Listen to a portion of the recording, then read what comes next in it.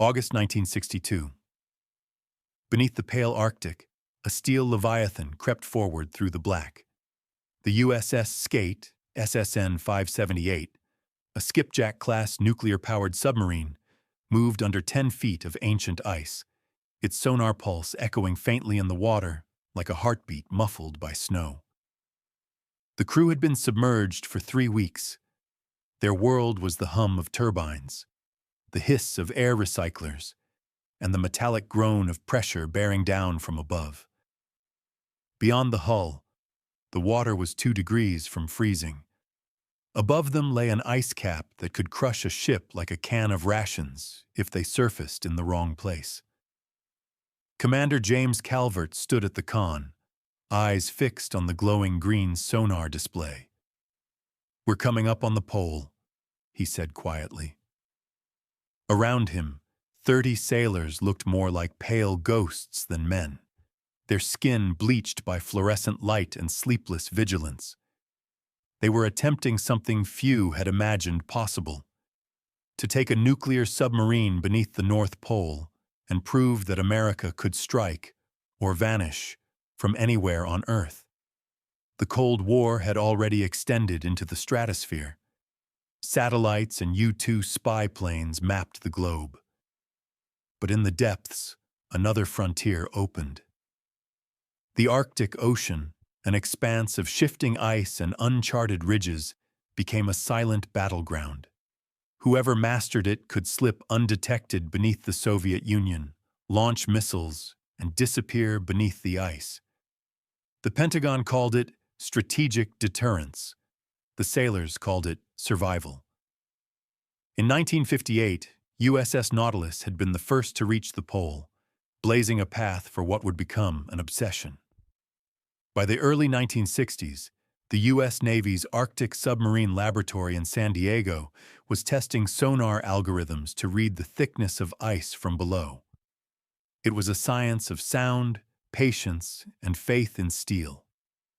The Navy's Arctic Operations Committee called their missions hydrographic surveys, but everyone aboard knew the real purpose: to map routes for nuclear-armed subs to operate under the ice without detection by Soviet sonar nets in the Barents Sea.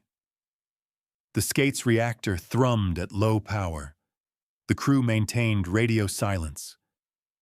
Above them, the Soviet Northern Fleet was expanding rapidly from Murmansk to Severomorsk. Their new Hotel and Echo-class submarines carried ballistic missiles, crude but functional, and Soviet admirals were convinced that the Arctic ice offered them safe patrol grounds. Washington disagreed. If the Soviets could hide there, so could the Americans, and more quietly.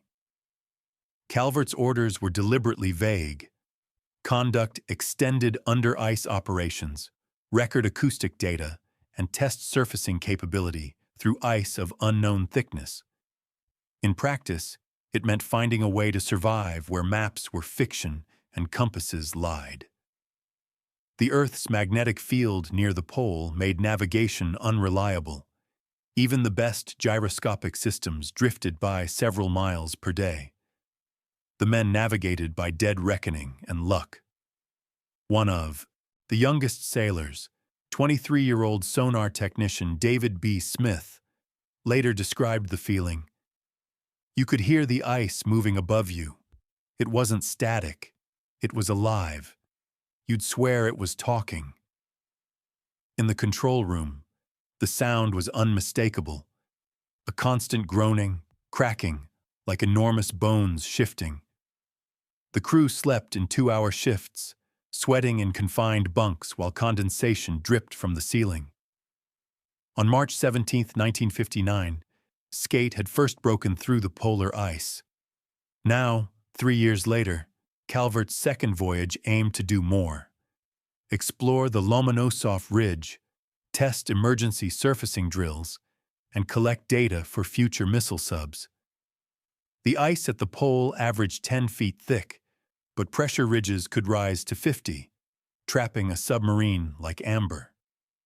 The crew had one hope: sonar imaging, primitive and ghostly, showing ice shadows like clouds in reverse. The psychological pressure was as dangerous as the physical. Under-ice navigation meant no room for error. There was no sunlight, no direct communication, and almost no rescue options. "It's the purest form of isolation," Calvert later said. "You're beneath something that doesn't care if you exist." Meanwhile, Washington and Moscow were circling closer to catastrophe. The year Skate made her second Arctic run, the world was months from the Cuban Missile Crisis. Intelligence analysts feared Soviet missile subs could emerge from the polar ice within striking distance of the U.S. mainland. The Navy saw the Arctic not as a frozen wasteland, but as a secret highway, a place to position Polaris missile submarines capable of retaliating even after a nuclear first strike. The Arctic missions were the prelude to the Silent Services transformation. The U.S. Navy's submarine force, once focused on Pacific patrols, now turned north. USS Sea Dragon, SSN 584, joined Skate in 1960, and their rendezvous at the North Pole became a symbolic act of dominance. Two submarines, hundreds of feet below solid ice, meeting in the middle of nowhere. The photos taken through the open hatch showed sailors standing on the ice with the American flag, the word "classified" stamped on every print. Technically, the feat was staggering. Each reactor produced 15,000 shaft horsepower, driving the boats at over 20 knots submerged.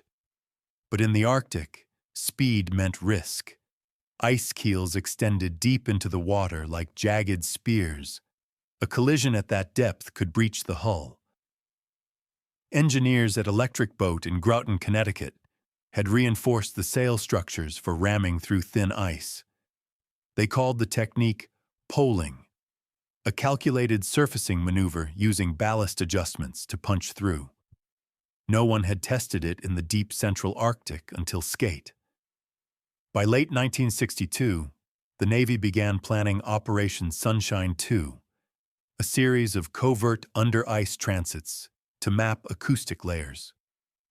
These sound channels were natural corridors where sonar signals traveled farther, forming invisible highways of detection and evasion. The same principles later guided Operation Ivy Bells when U.S. subs tapped Soviet communication cables. But in the early 1960s, it was still experimental, a blend of courage, calculation, and improvisation. The Skate's mission logs read like fragments of a dream. Ice canopy thick, surfacing denied. Temperature stable, crew morale high. Reactor nominal, oxygen partial pressure acceptable. Each line masked the reality that they were one mechanical failure away from entombment. At Ordo 900 hours on August 11, 1962, the submarine's upward sonar found a thin patch. "Surface contact possible," Smith reported. Calvert ordered ballast blown. A surge of bubbles thundered upward. The hull rose, shuddering, and then the bow punched through. Light poured in through the periscope well, a cold, crystalline glow. The men cheered softly, as if afraid the ice would hear. They opened the hatch and climbed into a world of silence. The Arctic air stung their faces. Around them stretched a white horizon in every direction. No sound but the faint crackle of shifting flows. They planted a flag, recorded coordinates, and took radiation samples. One sailor joked that they were standing on top of the planet. Another murmured, "or under it."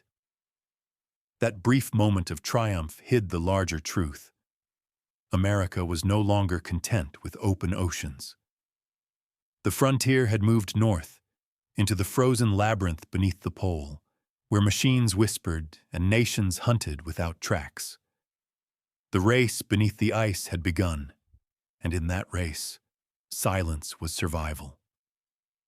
By 1964, the Arctic had become a chessboard no one could see. Under that shifting ceiling of blue-white ice, submarines glided like ghosts, their presence confirmed only by a faint sonar ping or the sudden silence that followed. Washington and Moscow both claimed the region as their own strategic shield, a place where deterrence could hide beneath the ice cap's deceptive calm. But the truth was less poetic. Both sides were blind.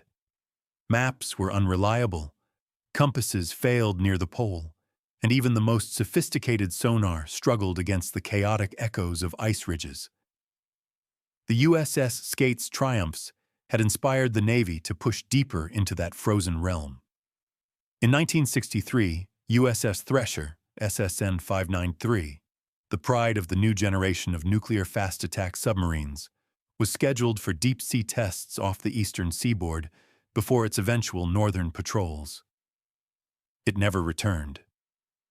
At 09:18 on April 10th, the Thresher imploded during a test dive, killing all 129 aboard. The loss shocked the Navy to its core.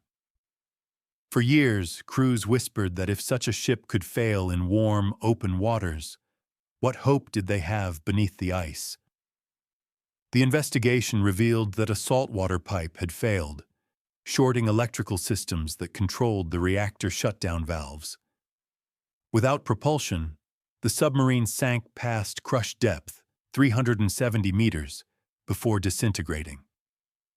The tragedy exposed how fragile nuclear submarines really were, despite their aura of invincibility. The Navy's SubSafe program was born from that disaster, enforcing redundant safety systems and inspection protocols. The Arctic, however, cared nothing for checklists. By 1965, the USS Sea Dragon and USS Sargo were conducting continuous polar patrols. These missions gathered more than environmental data. Sonar operators were instructed to record anomalies, faint propeller harmonics, acoustic signatures of unfamiliar hull shapes, indicators that Soviet submarines were venturing under the ice as well. Soviet records later confirmed it. The K-19, the ill-fated Hiroshima of the Northern Fleet, had attempted under-ice navigation the same year. A reactor leak forced it to surface through the ice in near-total darkness, contaminating half its crew. Soviet sailors joked bitterly that the Arctic was haunted. Nothing human belonged there for long. The U.S. Navy didn't see ghosts. It saw opportunity. In 1966, the USS Halibut, SSGN 587, a converted missile sub, began covert reconnaissance under the Arctic fringe. Outwardly, its purpose was to test navigation in polar waters. In truth, it carried specialized camera pods, acoustic buoys, and experimental sonar designed by Bell Labs. The idea was audacious: to find Soviet missile subs by the faint sounds of their coolant pumps or propeller cavitation. Under-ice acoustics were notoriously unpredictable. The ice reflected and distorted sound, like a funhouse mirror, creating shadow zones where submarines could vanish completely. Mapping those zones became a scientific obsession. The Navy turned to civilian researchers at the University of Washington's Applied Physics Laboratory. They conducted Arctic drift experiments using sonar buoys frozen into the ice to study how sound traveled through layers of cold water. Their findings reshaped naval doctrine. Below 500 meters, a peculiar phenomenon, the deep sound channel, allowed acoustic waves to travel thousands of kilometers with little loss. If an American sub could position itself within this band, it could hear an adversary across an entire ocean. The Arctic was no longer just geography. It was an enormous amplifier. In February 1967, the USS Queenfish, SSN 651, began her under-ice trials. The mission, though classified, aimed to test the newest navigational systems using gyros corrected by star fixes through thin ice holes. But the crew faced an enemy more ruthless than the Soviets: fatigue. Submariners described days blending into each other, the sense of direction dissolving entirely. It's like being inside a heartbeat, one lieutenant said later. The pulse of the ship becomes your own. In Moscow, Admiral Sergei Gorshkov, commander of the Soviet Navy, was determined not to let the Americans dominate the polar routes. His northern fleet expanded rapidly, commissioning Yankee-class ballistic missile submarines capable of launching 12 R-27 nuclear missiles from beneath the ice. These weapons, though less precise than their American counterparts, gave the USSR what it had long lacked: a credible second strike capability. Soviet navigators trained in secret to operate in polar darkness, relying on crude under-ice sonar and surface leads, open water channels caused by shifting ice plates. The race wasn't only strategic, it was personal. American submariners saw themselves as inheritors of the Silent Service's wartime legacy, explorers armed with reactors instead of compasses. Soviet crews, raised on stories of endurance during the Great Patriotic War, considered Arctic navigation a test of willpower and national pride. Every voyage was a confrontation between fear and duty, metal and ice. Technically, the advances were staggering. The Skipjack and Permit-class submarines achieved greater maneuverability through teardrop hull designs modeled on hydrodynamic principles borrowed from dolphins. Reactors like the S-5W could run for years without refueling, their quiet turbines masking them against Soviet sonar arrays. Engineers experimented with polymer coatings that absorbed sound waves and special propeller designs that reduced noise. A game of decibels where silence equaled survival. By 1968, both navies had crossed the threshold of recklessness. The U.S. lost the USS Scorpion, SSN 589, under mysterious circumstances in the Atlantic, possibly due to a torpedo malfunction.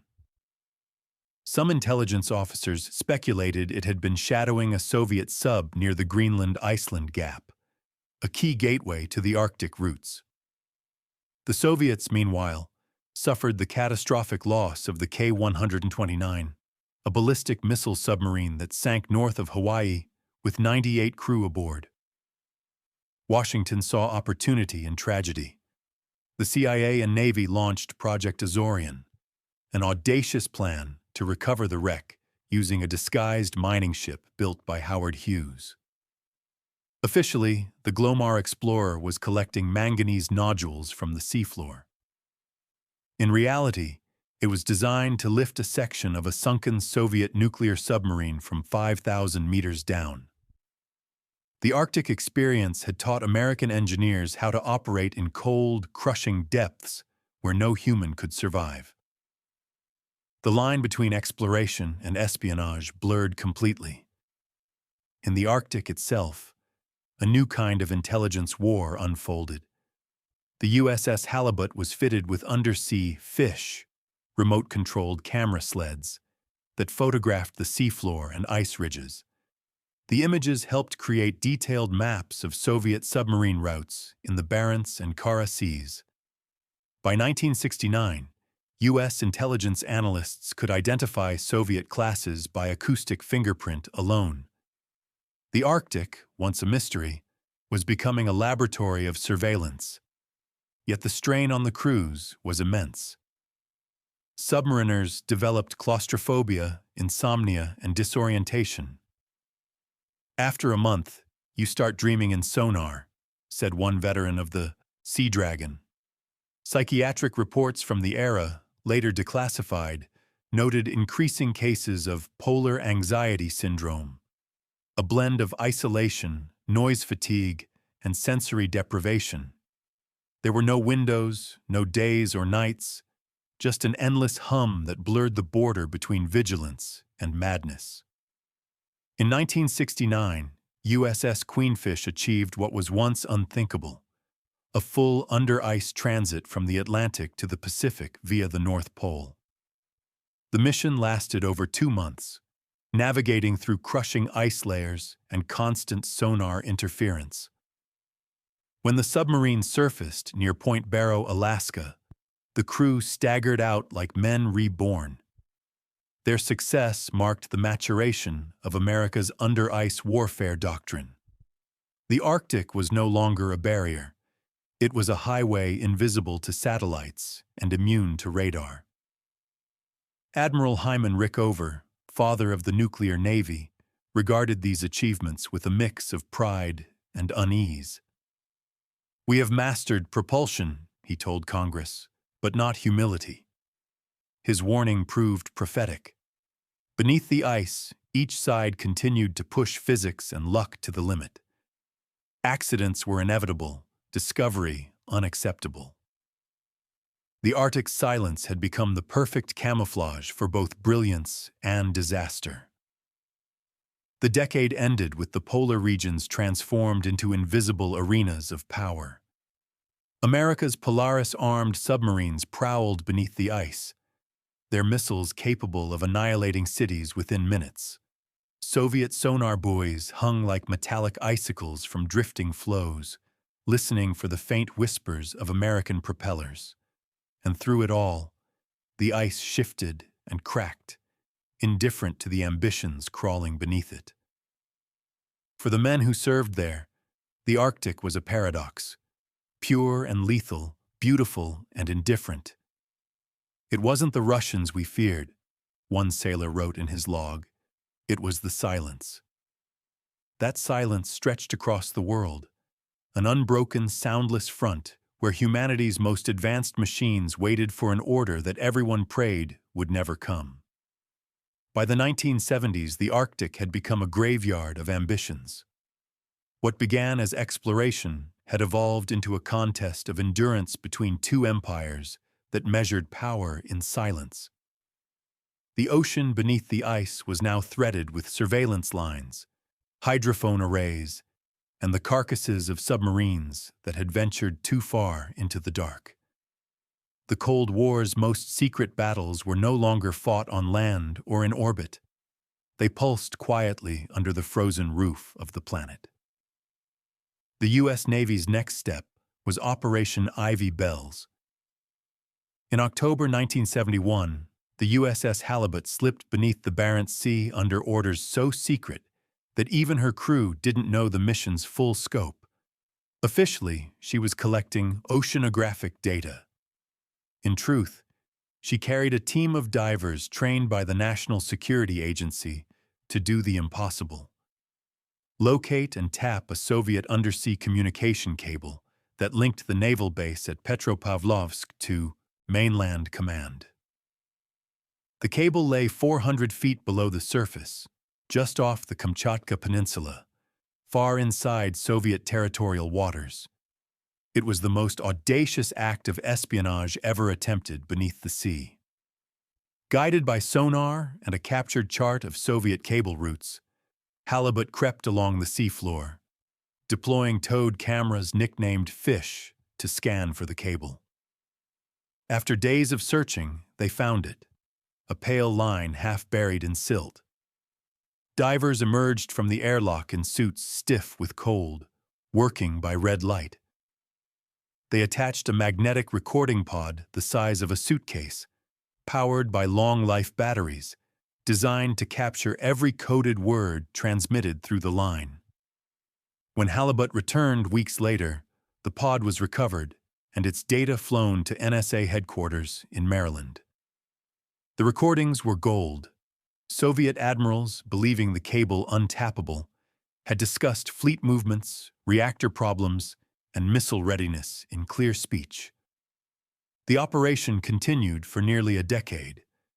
Each year, newer pods were placed on the cable, each capturing thousands of hours of conversation.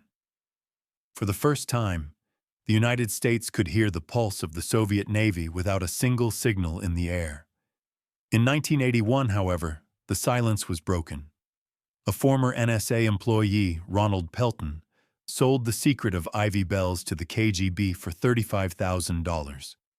The Soviets discovered the cable tap and retrieved the device, parading it before television cameras as proof of American submarine aggression. The entire operation was shut down overnight. The Arctic, once America's invisible sanctuary, had become compromised. Yet Ivy Bells was only one layer of the silent hunt. Throughout the 1970s, American and Soviet submarines stalked each other beneath the ice like predators in perpetual twilight. Each side developed specialized under-ice sonar, broadband arrays that could identify an enemy by the rhythm of its propeller or the frequency of its coolant pumps. The U.S. introduced the Sturgeon and later Los Angeles-class submarines, quieter and faster than anything before them. The Soviets countered with Victor and Typhoon classes, immense vessels designed to carry ballistic missiles under the polar canopy. The Typhoon, NATO's nightmare, was the largest submarine ever built, over 170 meters long, with double hulls and 2 nuclear reactors. In 1982, intelligence analysts tracked one surfacing near the pole through satellite imagery. It dwarfed the ice ridges around it, an industrial monster disguised as a nation-state. To counter it, the U.S. Navy developed under-ice trailing tactics. Attack submarines would shadow Soviet boomers, maintaining sonar contact for weeks, waiting for them to transmit or surface. It was a lethal dance. One wrong maneuver, one unnoticed ridge, could mean mutual destruction. For the men aboard these missions, the tension was constant. The sound of an approaching Soviet submarine, barely audible over the ocean's static, could make every nerve stand on end. "You didn't breathe," recalled a sonar operator from the USS Batfish. "You just watched the trace move across the screen and prayed it didn't turn toward you." In 1974, USS Pintado collided with a Soviet Yankee-class submarine near the Kola Peninsula. Both vessels limped home, hulls dented, paint scraped, and orders forbidding them to speak of it. Accidents multiplied as the technology advanced. The Soviet K-219 suffered a catastrophic missile explosion in 1986 while patrolling the North Atlantic, its reactor narrowly prevented from melting down by a 20-year-old sailor, Sergei Preminin, who died manually shutting it off. To this day, the wreck lies on the seafloor, reactor cores intact, a tomb and warning both. The Arctic ocean floor became a museum of such tragedies, each rusting hull a monument to human audacity and error. Meanwhile, technology turned the ocean into a listening post. The U.S. deployed the SOSUS, Sound Surveillance System, an array of hydrophones stretching from Greenland to the Aleutians, its data funneled into the Atlantic Submarine Force headquarters in Norfolk. Analysts could now identify a Soviet sub by sound alone. The silent service had become the listening service, and the Arctic, its amplifier. By the 1980s, the rivalry had entered its psychological phase. Submariners no longer just sailed missions. They played games of endurance measured in weeks of submerged silence. Soviet subs drilled to hide beneath thermoclines, while American crews used under-ice baffles to break sonar contact. Each side tested the other's limits, knowing that a single collision or misinterpreted signal could start a war neither could win.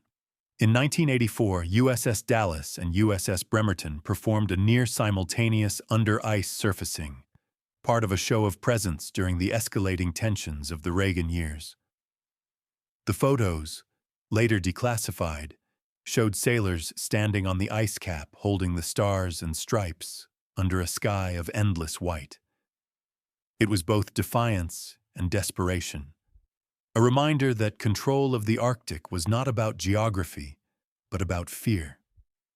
Whoever could hide best would survive longest. Inside the Soviet Union, economic collapse was beginning to corrode the Navy's ambitions. Reactor safety degraded, maintenance budgets vanished, and sailors went unpaid for months. Yet even in its decline, the Northern Fleet continued patrols under the ice, each one a statement of endurance. We could not match their technology, one former Soviet officer later admitted, but we could match their courage. The final decade of the Cold War saw one last burst of madness. The USS Baton SSN 683, a heavily modified submarine equipped for undersea espionage, returned to the Barents and Okhotsk seas to replace the lost Ivy Bells taps with new ones that could transmit data via encrypted bursts. It carried manipulators, deep-diving drones, and cameras capable of photographing cables thinner than a man's wrist. These missions blurred the line between submarine and spy satellite, all conducted in the dark silence of the Arctic. Then, almost imperceptibly, the race ended. In 1989, as the Berlin Wall cracked and the Soviet Union began to unravel, Arctic patrols slowed. The last major under-ice U.S. operation of the Cold War was ICX-89, a joint Navy scientific mission that treated the Arctic not as a battlefield, but as an experiment. Reporters were invited. Cameras rolled. The ice, indifferent as ever, glittered above men who no longer had to hide. The collapse of the USSR left hundreds of Soviet submarines decommissioned, their reactors decaying in remote fjords. American subs shifted focus to surveillance of new nuclear powers and undersea cable protection. The Arctic fell silent again, but the silence was no longer menacing. It was elegiac. Those who had lived through the under-ice years spoke of them with reverence and unease. Commander James Calvert, now retired, called it the loneliest frontier ever explored. Soviet veterans called it the Sea of Ghosts. In that frozen wilderness, men had confronted not just their enemies, but their own fragility. Machines built to end the world had instead proven how small that world really was. When USS Queenfish returned to the Arctic in 1998 for a symbolic voyage marking the end of the century, it passed over the same ridges that Skate had crossed nearly 40 years before. Beneath the ice lay the wrecks of Thresher, K-219, K-129, and countless others. Each was a chapter of a war that was never declared, but always fought. The ocean kept their secrets, as it always had. The silent hunt left behind no medals, no parades, no victory speech. Its legacy was measured in data, wreckage, and restraint. The Arctic itself had become a monument, a vast frozen archive of ambition and fear. The men who had hunted in its depths carried home the knowledge that the quietest battles are often the most dangerous.